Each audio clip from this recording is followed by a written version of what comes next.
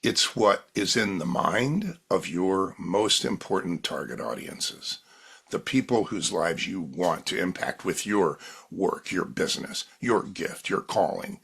It's those people's minds. It's their perception. That's your brand. Your brand is a perception, but it's not your perception. So, got it? What's branding then? Branding is those things we get to do, and none of us have enough time or money to do them all, to shape a consistent perception in the minds of those we most care about impacting. Welcome to the Sharpen the Spear podcast, where we help home service pros cut through the noise, sharpen their business tools, and reclaim the profit, freedom, and impact they've been missing. I'm your host, Richard Walsh, Profit Freedom Coach, and I'm here to help you stop grinding and start growing. Let's sharpen the spear. And we are back on STS Sharpen the Spear podcast with another incredible guest. I've got Rich Kozak with us today, and this is going to be a high energy, really, really exciting conversation. You're going to get a lot of great nuggets from this. So here we go. But before that, Rich, as we always do, no one knows Rich better than Rich. Rich, we need the backstory. Bring us up to speed. You got a great one, and then we'll get into the conversation. Okay, well, Richard Walsh, it is great to be here with you. And we're going to talk about owner prison and is that real and how do you make it unreal? Okay. But so who I am and what I do today, and then the backstory. I own Rich Brands, which I created 10 years ago. For 49 years, going on 50, I've been married for 49, but I've also been defining and languaging brands for 49 years and launching them. So today, not big boy brands, but individuals like you listening to this podcast. At Rich Brands, we are evolving individual brands, evolving to put clarity where there isn't clarity, because that missing piece prevents those brands from coming alive and doing their great work in the world. Longevity, so they can do what they love for more decades, and divine purpose. Praise God. So we'll get to that a little bit later, but let's go back to high school. I didn't know what I wanted to do. I didn't know, Richard, when you and I were talking a minute ago, you were like, I just would do the thing. I wasn't really a forward thinker. That was really funny. Well, I knew I wanted to do everything, but I didn't know what I wanted to be. So if you'd asked me at 16, what do you want to be? Well, I was playing in the orchestra. I was going to East Coast Model United Nations. I was getting A's in school. I was playing in rock bands. I was had a painting company. And I was booking bands all over the place. It's like, but if you asked me what I wanted to be, I had no idea.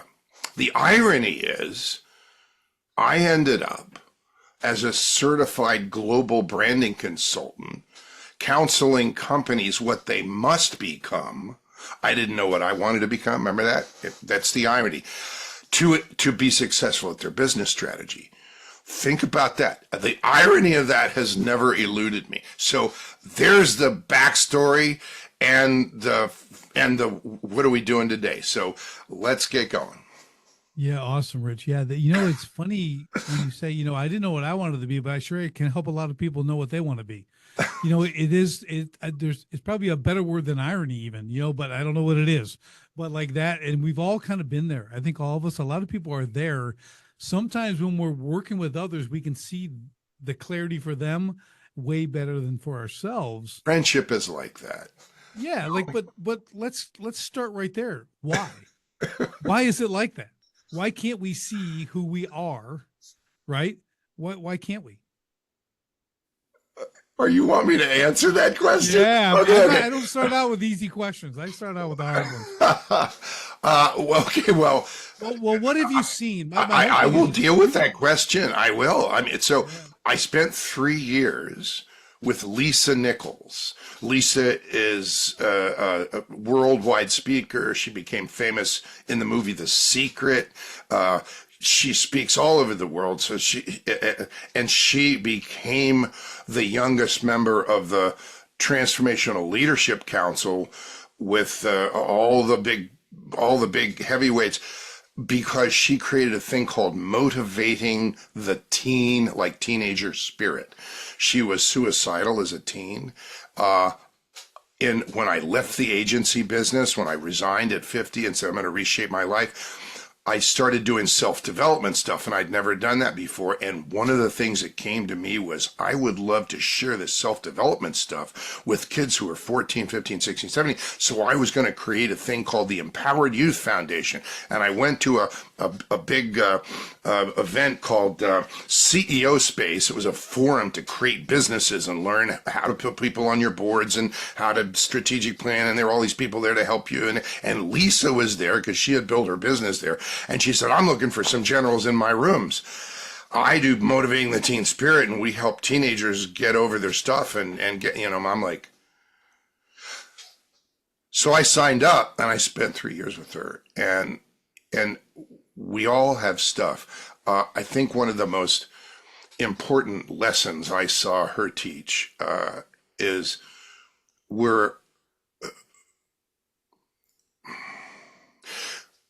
if you ask a room of teenagers who are totally different and they're looking at each other going, I don't like them, I don't like them, I don't talk to people like that, and then the end of the day, they all love each other. That's what happens in Lisa's rooms. It's remarkable. Okay.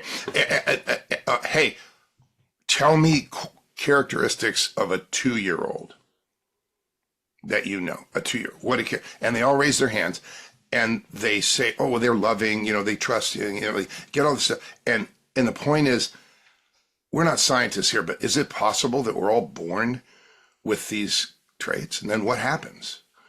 Well, somebody tells us we don't sing as well as our sister, so let her sing. You're not going to, you're never, you're just going to end up in jail. Don't even, you're worthless. It's like we hear other things from others, and then we start doing that to ourselves. So some people, not me, praise God, but I've had many, billions in the world, experience sexual abuse as children before they're 18. The numbers are astounding. It's astounding. It's billions. That affects self-concept. So whether it's something that extreme or whether it's daddy gave your brother a banana popsicle but didn't give you one for a very good reason, but you don't care because it's in your cellular memory that you're not as good. It's like there's stuff that we have to learn to get over. And I'm certified trainer of neuro-linguistics programming, so I don't teach it, but I did that work and spent a ton of money to be able to listen better. There's all this stuff. There's limited beliefs that are in there, and they can go away just like that, but you need to give them a way to go away. And we all have them, whether they're extreme, like I said, or whether they're subtle. They affect the way we see ourselves. So we doubt, we question, and then it depends. Some of us come from very polite families. Like I told you, my mom's from the South. Well, Richard, we don't talk about money at the table, whatever it is in your house, right?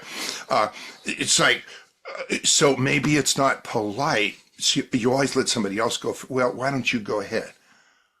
Well, you should have gone ahead because you're better. You would have had a better impact on, but you did it the polite way. It's like, it depends how we're raised. So there's all this stuff. It's not an easy answer, but I hope I honored your question. No, you did, Rich. So it is all this. We call it, they got a million titles, right? Self-doubt, I don't have self-respect, I don't have blah, blah, blah, self-confidence, whatever that is, right? So all that stuff is so important to understand. That's why I wanted you to kind of dig into it a little bit, because a lot of people are concerned when they're a business owner, okay, they usually can do the thing, right? They do a thing. They're a craftsman, they're a tradesman, they're whatever they are, right? And they have this skill set that they can do. And like, as long as you're doing that, they're okay. And what I experienced for 20 years too is it became who they are, right? What they do. All the things you just talked about, they don't address. I didn't address. I didn't address that trauma, the abuse and this, all this other stuff, but you're out doing the thing and you're great at the thing. So if the thing I do is great, guess what I am? The thing I do. Because now I can be great. Especially right? With men. Men are particularly, I am what I do. Yeah. That's right. It's the first question you ask someone, what do you do? exactly. Right. I mean, it's like It's the first question we ask is men, like, so what do you do? What do you do? It's more like it's the chess because what do you do? But yeah, it's so and it's with you saying that I'd love to hear that because I never thought of it that way. I got through that by figuring that stuff out, but I never kind of put it in those terms. But it really is something that when we talk about the owner prison, like you mentioned, right, my book, and everything else, that we get stuck in there because we seem that we're the one that has to do the thing because the thing is who I am, and if I don't do it, people won't like it because it's who I am. Does it make sense? It does make sense, and you're right on, and I honor your story and what you've been through. So you heard me say I've been defining and languaging brands. I don't want people to get hung up on that, like, oh my God, another branding guy. It's like, oh no, I don't need another book on branding. There's so many books on branding. I don't do that. I don't talk. I only talk straight talk. So may I please define the word brand so that people go, oh, I never even thought of that way before, and then talk about owner prison. Can I do that, please? Yeah, I'd like that because you're exactly right. Branding is like it is an eye roll. Okay, it's kind of like marketing. No, Yeah, no, no, no. marketing, It's the marketing people who use the word, but they don't know what it means. Oh, this will be good for your branding. Exactly. It's like, right. right. If you lit them on fire, they couldn't tell you the 4 things a brand has to have to come alive. And most brands fall flat because they don't know. They just sell what they sell. Okay, great. I love it. We're totally aligned on this. Okay, so here I you go. spent so much effort trying to teach people this, and now you get to one you're word. the master, because you're the master. Give it to us. 2 sentences. Ready? Write this down. I'm talking to you. If you're listening, just write this down. And I'm going to put it in your language so it's in your head. My brand, I'm talking to you. My brand is a perception. Period. And it's not my perception. You see, you can tell me about your brand all day long. You can take 10 minutes to explain your brand. It's not what you think. It's what is in the mind of your most important target audiences, the people whose lives you want to impact with your work, your business, your gift, your calling. It's those people's minds. It's their perception. That's your brand. Your brand is a perception, but it's not your perception. So, got it? What's branding then? Branding is those things we get to do, and none of us have enough time or money to do them all, to shape a consistent perception in the minds of those we most care about impacting. Not people 50,000 miles away around the globe who love to pet giraffes. You don't worry about them. It's the perception in the mind of those you clearly see impacting and really want to impact. It's their perception. Consistent perception.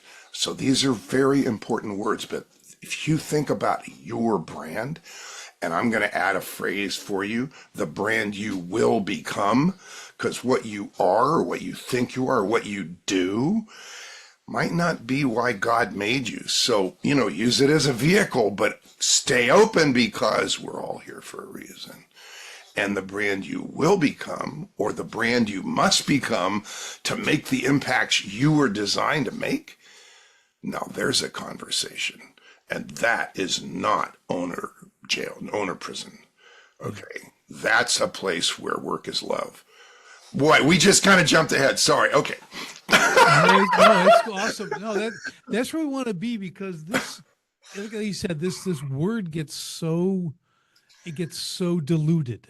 It gets really, really diluted. It gets mixed in with marketing and branding, and I spent a lot of time talking about this exact same thing, separating the two and misrepresented, misunderstood. Yeah, and people don't trust it. Yeah, and then they just waste money, and they have no ROI on this stuff because if someone's building this thing, and people get it confused with the logo.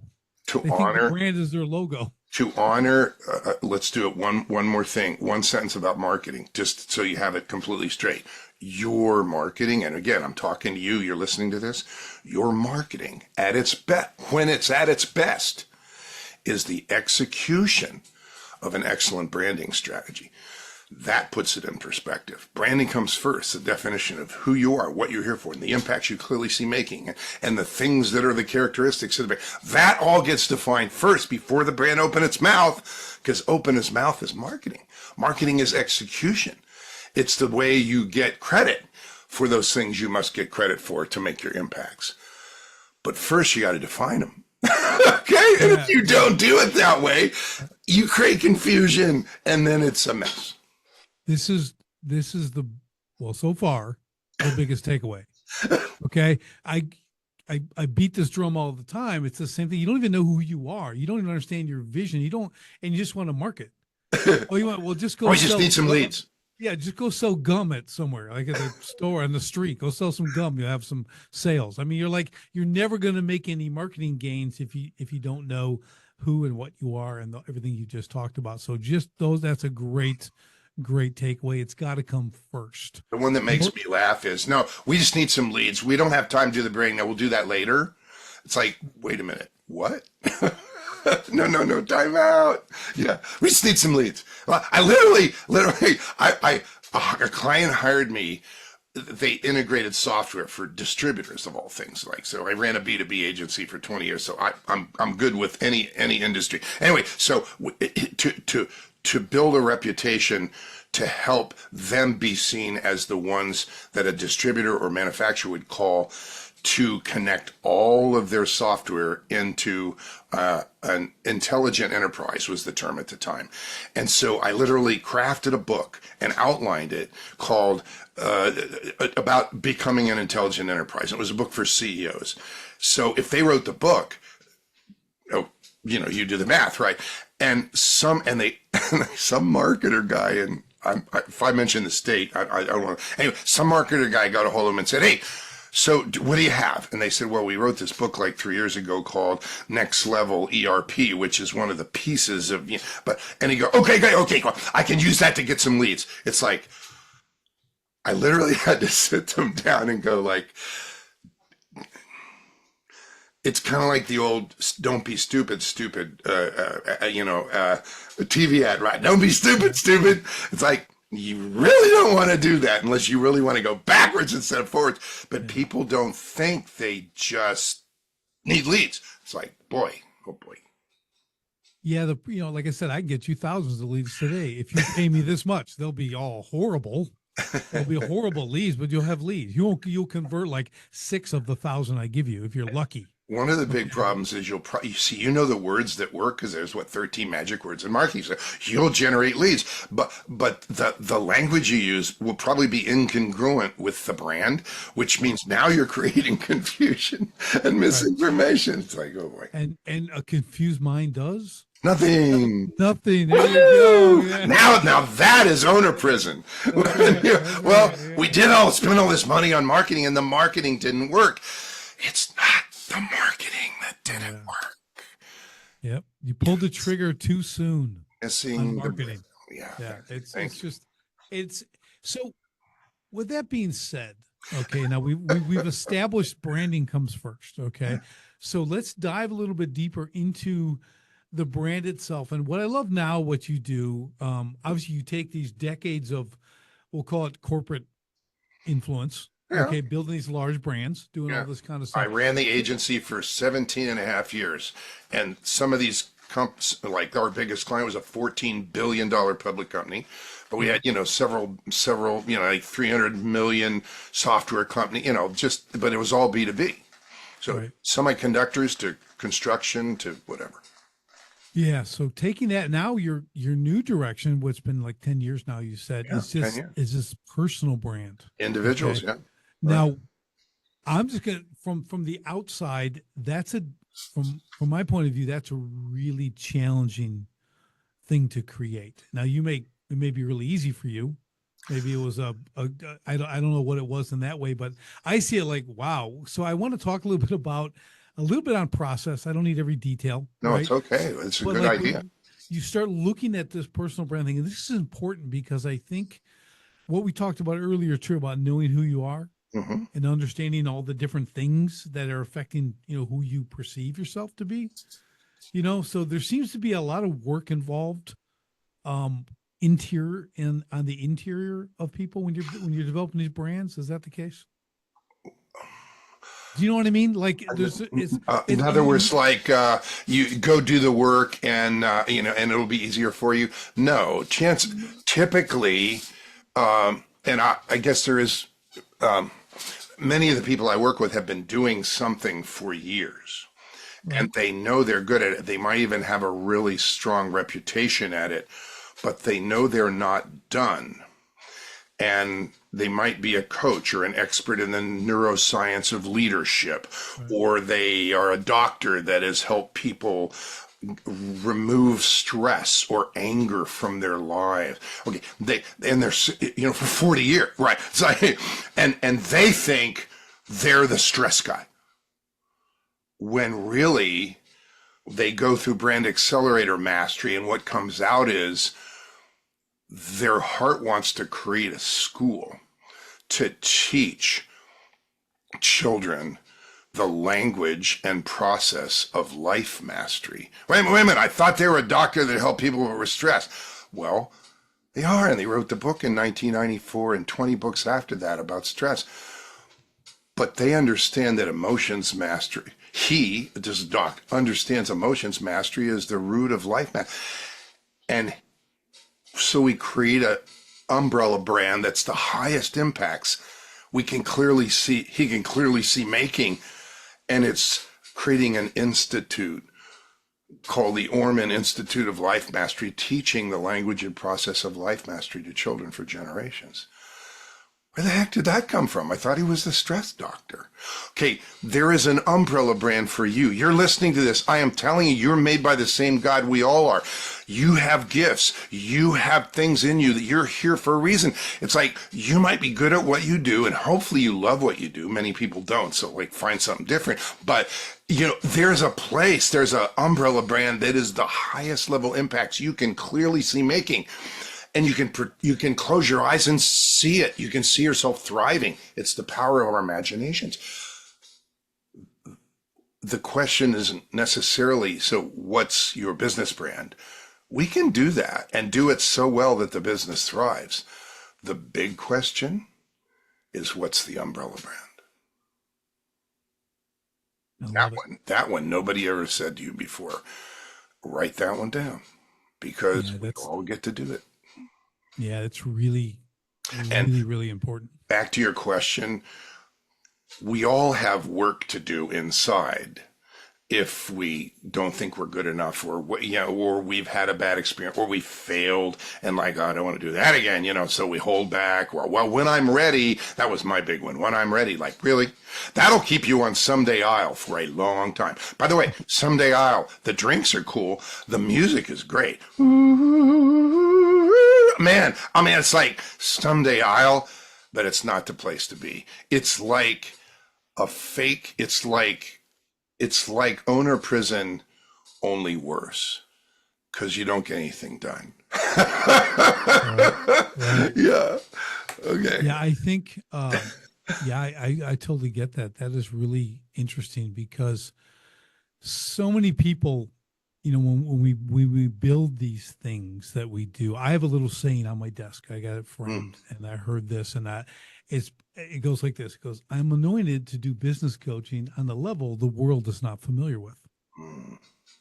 Okay. So like, to me, I read that and it goes, yeah. So I'm building, I'm creating. I want to achieve things that no one's seen it done this way. Right. That's kind of my thing. I'm like, that's what I'm driven to do. Right. And I'm anointed to do. So I totally get it. Right now, I haven't built a giant umbrella brand. Okay. I've got some really cool things in place, but I'm like, you're making me rethink everything, which is good. It's always good. I knew I shouldn't have you on, but now I got to do all this extra thinking. It doesn't have to be about bigness. I know. This branding thing, it's about clarity. Yeah. It's not about bigness. And when the clarity is finally there and it's consistent, others, like those whom you will coach at the higher level, will feel it. They will palpably feel the clarity that comes from you and go, I think Richard's the one. Richard, I want to talk to you. I think I'm supposed to work with you. Yeah.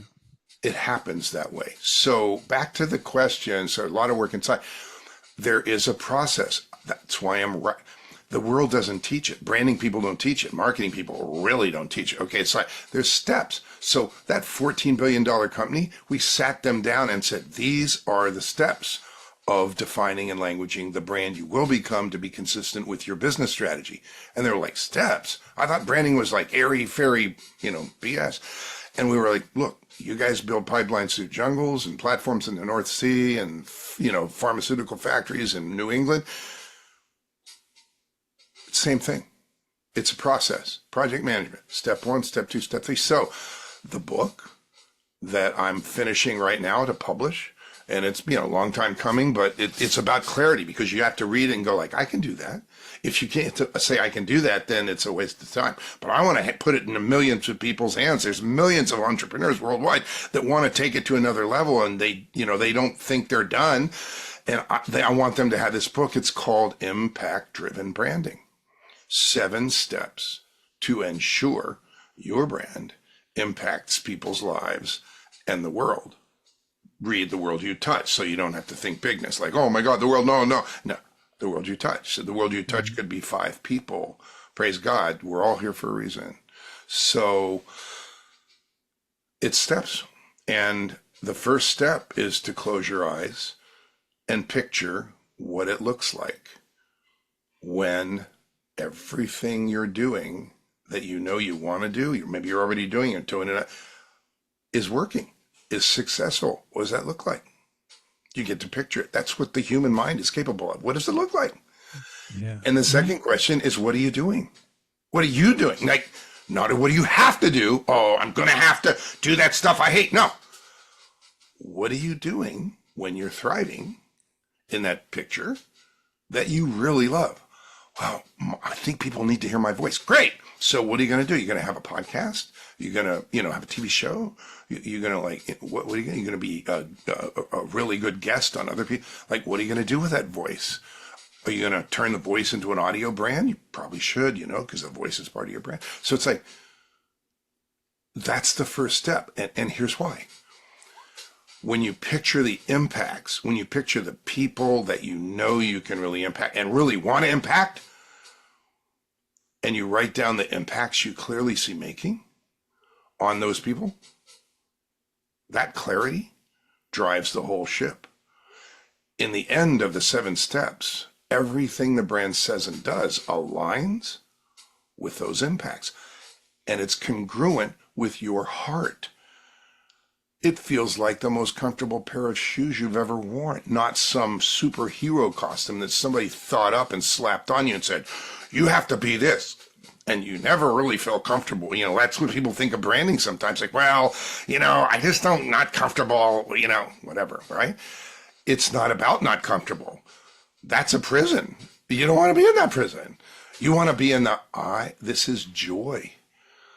I feel this is Rich talking every day, and I've got decades on you. Okay. I've been doing this 49 years, and I had lived already, several years before that. Right. So I'm up there.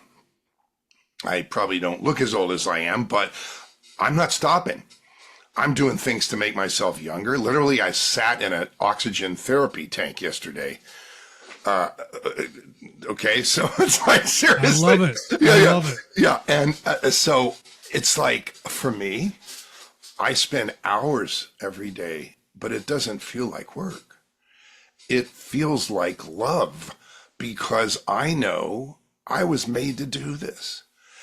I get to do it. I don't mean I was forced to. I mean, I was made by the Creator.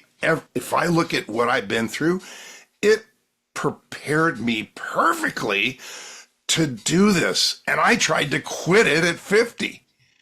I'm resigning this addictive career to reshape my life. Lord, show me what you want me to do. I'm ready. And that was a branding. And guess what am I doing now?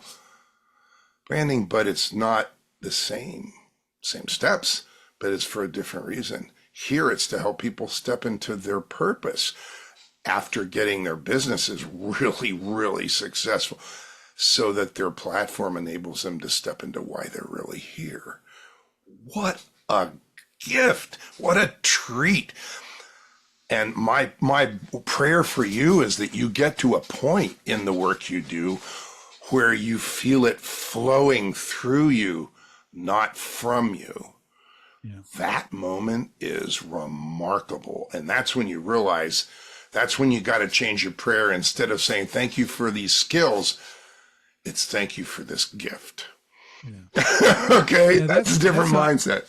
Yeah, because and you know, Rich, that's what I talk about, because we talk about things that energize you and everything else. And when I coach businesses and I work with them, it is what I'm called to do, because I just love it. You know, it's effortless. I can do things, and I save families. I mean, I'm you know, from their business, right, and stuff like that. And Exactly. I'm doing all this stuff, and it's From business from owner prison. yeah, you know, Good I'm like, you know, just you get out of this, and I always give this one testimony I got from a client's wife. She's like, you know, I never thought this could happen. 8 years, he's in construction, you know, remodeling everything. So, and we just spent 2 weeks on the beach with all 5 of our kids. He was totally present, not on the phone. Never thought that was going to happen. It's never been able to happen until we started working, you know. And I'm like, that's what I do it for, to do that. Now here's a guy who's got a thriving business. Okay, spends all the time he wants with his family, being totally present. It's one thing to be there, but if you're on the phone all the time, putting out fires, you aren't there, No. right? So that, and that happens all the time, right? With business, to really free them from that owner prison, and that's my gift, because I can see it, I can turn around very quickly, I can correct the stuff, I get them moving. But that's what drives me to do it. I don't want it so I can make more money. I have nothing against money. I love money. It's a good thing, you know, but what I want to do is help these businesses, because I was in this for 20 years, right? I was like you, I'm stuck in that prison. I'm doing well. I'm number one at what I do. I'm making a ton of money, all this stuff. Then I had to lose everything in 08, 09, my home, everything, and start over. And that was the greatest thing that ever happened, because it woke me up to where You and was. I have a parallel story in that. And I love to hear what you just said. Chances are that those people that are on the beach, finally, after 8 years, will become bigger givers, not just bigger livers, but bigger givers if their hearts are right and they're connected to their creator and And they they're are. asking for his will in their lives. They'll not only be extremely successful, but they'll be extremely contributive. And so that's the world we want to create. And thank you for sharing that about you, Richard. That's remarkable. Yeah, it's a really unique thing. Like I said, we do a thing called strategic vision. So I have my companies I work with. We create kind of like what you're talking about, but it's an internal, we'll call it a document. It's probably 10, 12 pages long, but it's the entire customer journey on the inside. But it shows where everyone on the team fits, where they're the hero in the journey. So, and it's future cast, right? So it's what we're going to do in the next 18 to 24 months, what it's going to look like. So very similar to what you're saying. And once we write that out, I mean, it's not easy. Okay. But when it's done and we roll it out to the whole team, you can't believe how it moves people. I mean, these employees are like crying because it's so purposeful. Like everyone gets why they're there now. And all of a sudden they really want to come to work. The shared they're all vision, fulfilling. the shared vision is a powerful, I would say magnet, but it's a powerful inspiration to people. It is. It's a reason to get up in the morning. Yeah. It's a reason to contribute to the team. It's awesome. Yeah, and I think that's it. It really coincides with what you're doing. You know, it's parallel, right? We're kind of doing the same. It's just another spoke on the hub, if you will, Yep. right? But like, that's why I'm taking that and I'm listening to what you're saying, Rich. And I'm like, okay, this is like, again, it's aligned, because again, they know from first call all the way out to past the delivery of the good or service why we're doing this. What's the real outcome? Like you're talking about, what's the outcome isn't I made this and sold it to so and so. That's not my outcome. My outcome is how it changed someone's life, how it affected them, how I make my people on my team better as people. So that goes home with them, and they affect the people at home who are then in the community, and affect people in the community. So On my side, it's how you shape that perception of how you're perceived, so that how you're perceived drives your success.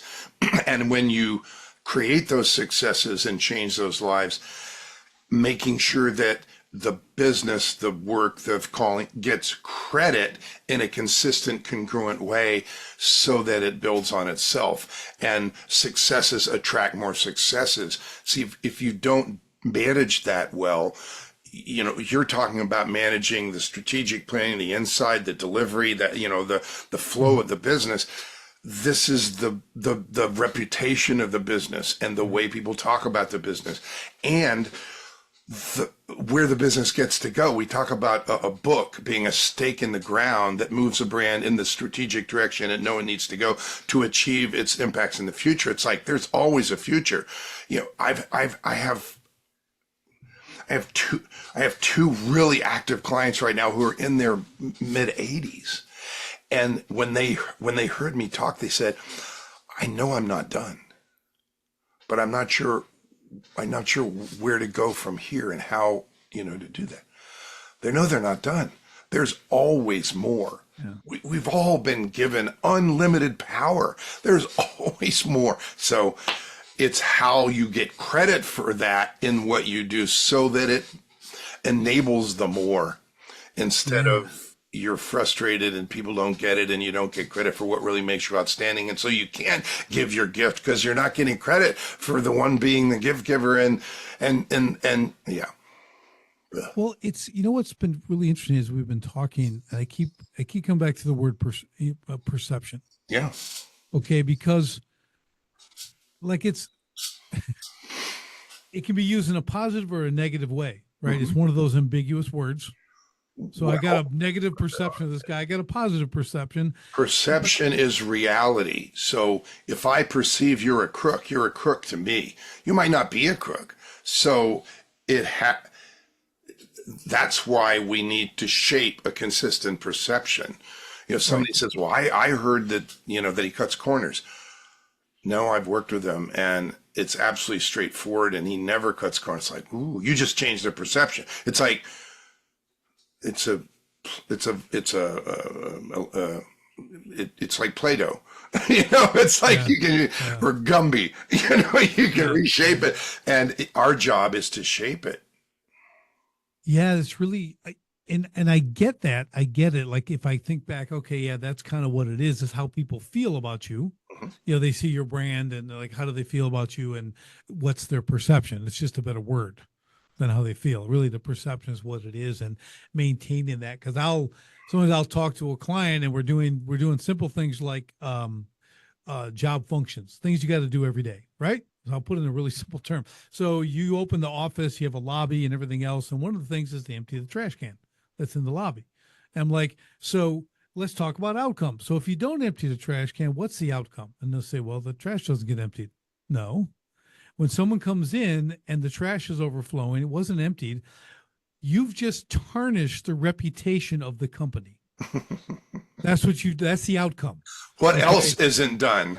Okay, exactly, right? Yeah, exactly. The first thing they see is trash on the floor. Like you've tarnished the reputation of the company. That's what you've done because you didn't empty the trash, right? It's like typos in an email. It's like, right. I didn't pay attention to this. What else are they not paying attention? Right. So that's what I'm saying. That's why I love it. But that perception, there's all these things, these parts to perception, like you're saying, to be congruent. Yeah. And that's one of my favorite words, Rich. I love that word. I use it often because that alignment, that congruency that's a character issue. To me, so I'm going to, we talked about steps. I'm going to paint a picture behind the scenes. I'm not going to share a screen or anything, but I want you to picture the step 4, because there's 7 steps. The step 4, fill in the blanks outline is what we call it, because there's a fill in the blanks outline for every step. And step 4 lists heart characteristics like trustworthy, like patient, things that people feel before they know how smart you are. Skills characteristics. Is really great at projecting, results. Skills at strategic plan. Okay, results characteristics. Transformation. reframing, results, and then higher level characteristics that come over time. The first three you can get credit for on first impression. The higher level ones take time. People have to have watched the brand, experienced the brand to give you credit for being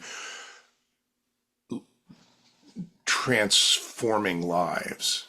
Okay, they can't say like, well, I know we've known you for 10 minutes, or 10 seconds, but the thing I love about you is that you are doing such a great job at transforming lives. They can't say that on first impression. They have to have experience. Okay, so picture those four categories, and under those categories are words that the person, the business owner, you have chosen that are a must to make the impacts that you've written down in one of the early steps. So to make that impact on that target audience, you must be technology centric. You must be empathetically listening.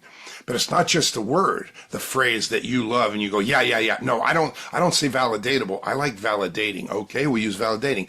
In what ways are you validating? And you have to answer that in really clear sentences. We validate the person, their worth, their self-worth. We validate the program we put them on. We validate their results. Okay, there's three ways the brand must be validating. Picture that document. All the characteristics the brand must become, it might already be them, but get credit for in order to make its impacts. How'd they get on there? They're musts in order to make your impacts. So you can't just say like, oh, these are the other ways we can be. Well, not if they're not musts. You got it? You got this sheet of all these characteristics that have come from you writing down the impacts you're going to make that you must get credit for to make the impacts. Where do you think the language of the brand comes from? You might not even know this person. You can read that step 4 and you'll know their heart. You'll know their skill set. You'll know the results they create, and you'll see into the future the higher level characteristics that you wouldn't even get to know until you knew the brand. And you get it all right there. What does that do? It gives language and clarity. Let's say they're going to hire 10 people. Those people better have the same heart characteristics. Yep. You don't like say, okay, team, tomorrow we're going to have integrity training. Yes, okay? So it's foundational. It's all impact driven. I had to do that because otherwise it sounds, conceptual, kind of hard to get a hold of.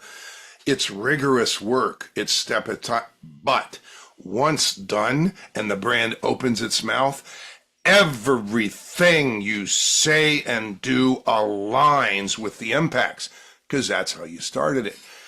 And you might only have taken 2 or 3 target audiences, but the clarity in the language attracts way more people than the ones you wrote down because they feel the clarity. Look, you're going to need to take my word for it, but it works every time because by design, nobody's thinking, well, I wonder what their results are. You're getting credit. Your marketing is filled with things that you must get credit for because you've defined them. You're not just pulling them out of your hat. Right. It's the way to do it. It's branding done right. It's branding the right way from inside, not slapping it on from the outside. Yeah, the thing that I keeps coming back that I'm stuck on is get credit for it. Okay. So like That's marketing. That's marketing. But I never thought about it that way. Okay. I mean, I'm doing all the right things, right? I'm doing all the right things. You want a really good example?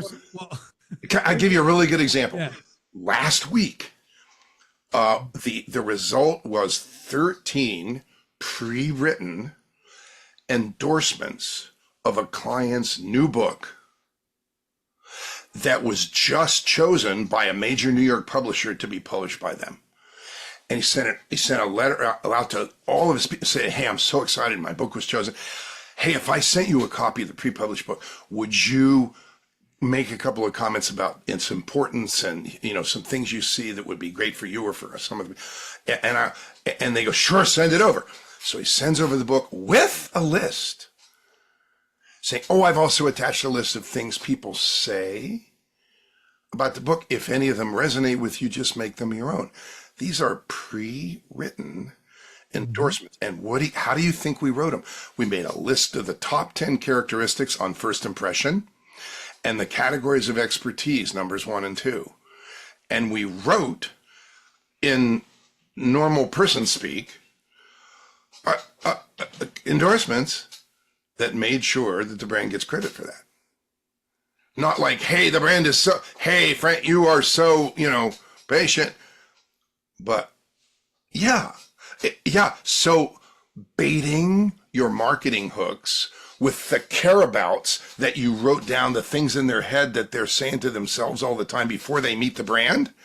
Oh man, I don't think I can do this. Well, if I keep doing this, this is going to be a mess. What's my wife going to think? I don't believe, whatever these things are, you bait your marketing hooks with the careabouts and you will attract those people. They'll go, oh my God, they're in my head. It's just basic. I mean, I ran an agency for 17 years. So it's not rocket science, but people don't do the work. But when you do the work, it aligns, and it is marvelous. Yeah, that's awesome. Yeah, I'm with you. I really like the, again, yeah, the getting credit part is, I have this thing, I have two things I always joke with my kids, or people in general. I go, look, I'm the best and no one knows it. That's the first thing I say, the whole obscurity thing. Then the other little joke I say, because my kids will look me up online where I'm like, listen, I'm the unknown celebrity. They're like, what does that mean? I go, well, think about it, okay? But I'm like, that's military intelligence. It's right, like, right, the oxymoron. But it's really fascinating when I look at this and listen to what you're saying here, Rich. Is you have clarity on creating a brand. Yeah, absolutely, and it's steps. It's people think it's luck. It's not luck. It is steps or art. Or art. Exactly right.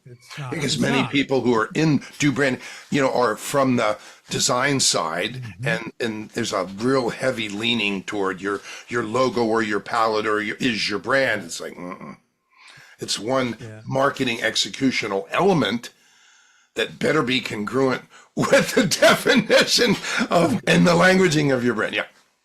Yeah, that's the thing. Like, people will create the logo, then they'll start working on their brand. Jeepers. I'm like, you can't. It's cart before the horse. I've had, I can't tell you how many. Oh, I already have a logo. Oh, I already have a website. What happens is they go through Brand Accelerator Mastery, and now they realize, my desired brand and my number, but don't even live on my website. So we need to evolve the website. I know. I think my logo doesn't even mean anything. I know. Really, I can't tell them that up front, or I'll just be, snarky, and I'll seem, like I'm trying to sell them something. But they get there and they go, I totally get this. I wish I would have gotten a hold of you earlier, because look, I do a half-day event every month called Branding You with Impact. And I charge for it, but it's less than $100. It's 4 hours. And I always do two little mini trainings. One is called Logos and Taglines, Do's and Don'ts. It saves people thousands of dollars, okay, and a lot of freaking time. And time is more valuable than the thousands of dollars. Yep. And I do, how do you prioritize your message hierarchy? And of course, people go like, I don't have a message. I should probably have okay. So always, that was right at the end of the half day, right? So it's like, it's the iterations I've been through. Okay, and those, it's just like the first one, you think this is amazing to make this thing, and then you like you said, I've never even gone. I've gone pretty deep, but not to this level that you're talking about. And I'm like, then you're like, oh, that's no good. I always do that with things. I do with even some marketing. Like, this is gonna be. I'm gonna do this. This is gonna be. And I realize, no one's coming to that. I mean, there's just this day you wake up and go, "Oh, it sounded so good." I mean, it's like, that's why I just don't hire Yesterday, marketers. when I Yeah, I'm created like, that was so good. And now it's like, no one's coming to that. And then just cancel the room. You know what I mean? So it's like, but you learn, then you go, then finally you got to go through these iterations a lot of times, just like your steps. When you have a format and you get to put the stuff down, that's what I call time compression. format and do's and don't rules. Like, let's call it naming. Okay. When you name it what they want, you're part way there. Right. Okay. It's like, and if let's say you're creating take it all the way to the logo first you have to create the name and the tagline for the umbrella brand. So let's say you have that. We created one for a guy who'd written 23 books, and he pitched for the Yankees, and he taught sales, and he was 80, and he says, I'm not done, but I don't know where to go. And I looked at all his books, and this is a baseball player. He pitched for the Yankees, okay, in the 60s, but he wrote 20 books. It's like, what is the guy's written? So I look at the book, and every one of them is like, well, people need to know this. People need to hear this. Hey, we should get along, black and white people. And my best friend was black, and even in rural Alabama, it's like every one of the books was written because it's an important topic.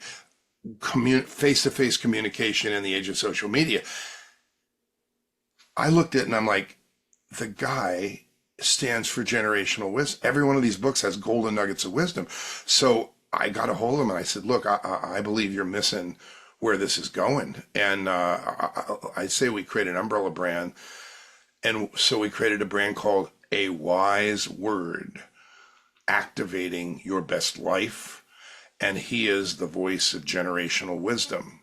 And I'm going to mention his name here because if you're listening to this podcast, I want you to go to his YouTube channel.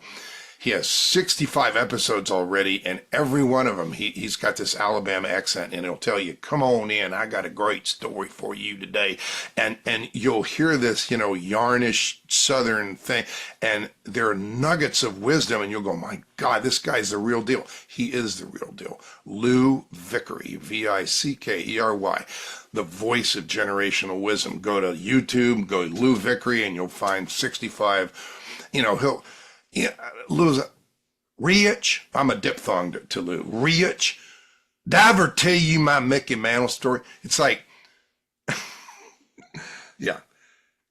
How do you think, I could turn that into a brand, but it's got to mean something. Right. So for him, all these books, and so we created the term the Vickery Library. Who has a library? Yeah, Lincoln, love Lincoln, right? Lincoln Library, right? Yeah. Congress, right? And Lou Vickery. Okay. Yeah. Right. Anyway, so there. It's just everyone's different. Everyone is different. Everyone is unique. I have multiple people who are in the financial services industry or the health coaching industry. Every one of them is unique. The language of their brand, the characteristic words they choose to get credit for, the way they say their expertise, it's crafted to be unique and purely them. So here's the thing, Rich, on this, because this is really important for people to hear what you just said. So take a health coach, take a fitness instructor. Okay, I own gyms, I've done all that stuff too, right?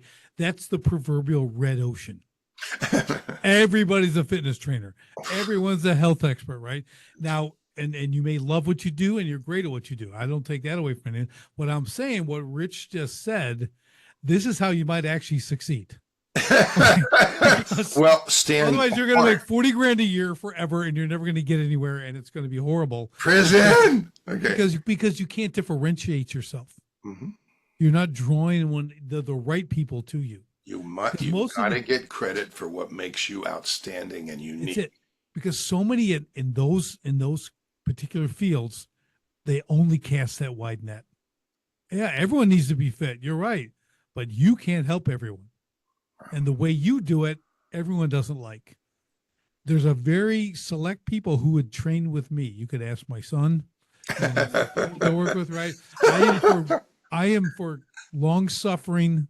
I'm high results. Pain and suffering. You sound like what's the guy that that owned Success Mag, Darren Hardy, Yeah, who wrote, yeah, yeah. Darren Hardy used to tell stories about his dad. His dad was military, and he worked out. He could hear the clanking of the weights in the garage every morning. It's like, yeah, I picture that. Yeah. There's I have some cool videos even with my son. It's just Oh boy.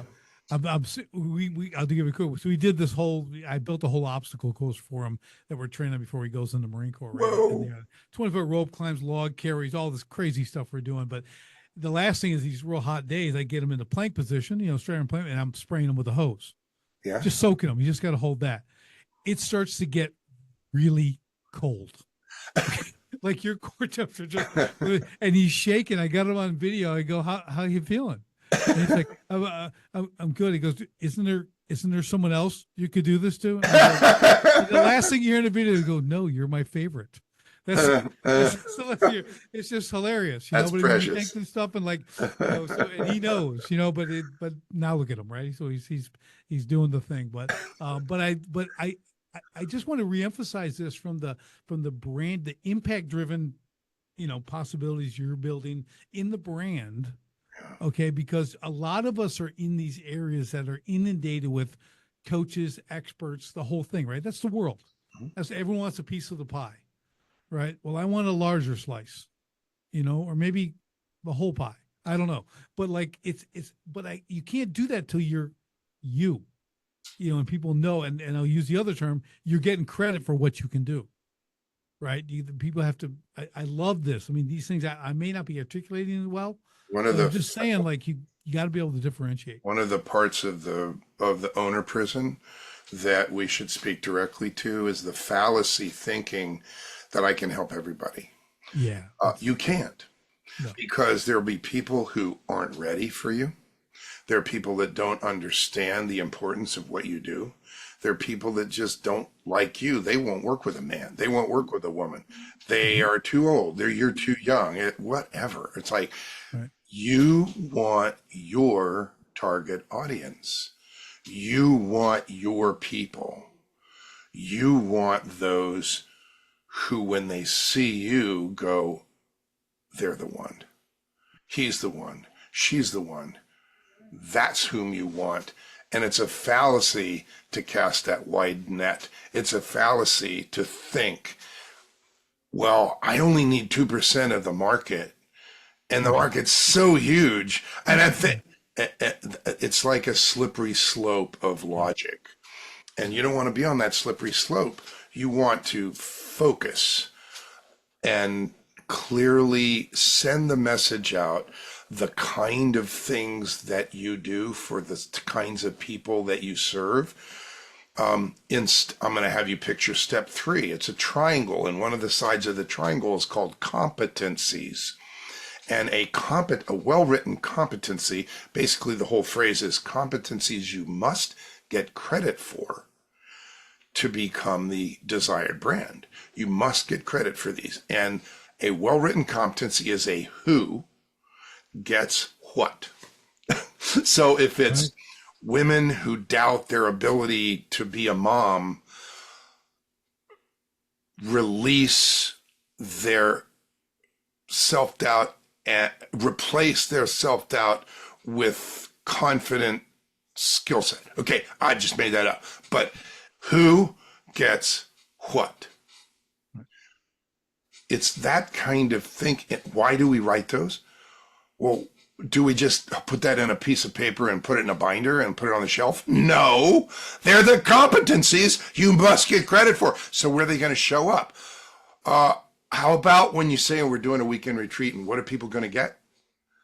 How about right there? It's like, and so the woman who's just been described, man who just started their own business, left corporate and is now a consultant. They go, oh, well, that's me. What do I get? You're way further along when you do that than casting the wide net.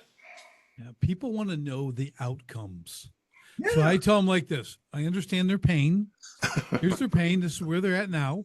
And then I have a little meme. So you've got the pain face at the doctor's office. So, 1 through 10, well, you got a 10, that's their pain. So I share that with them, right? I let them know I know it. There you go. Sit in that for a little while. The next picture is a padlock and it's locked. That's the solution. Okay. I go, we have the solution. I don't talk about the solution. I don't tell them how we do things.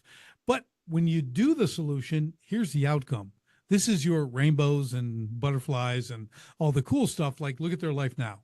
Because people don't care about the how.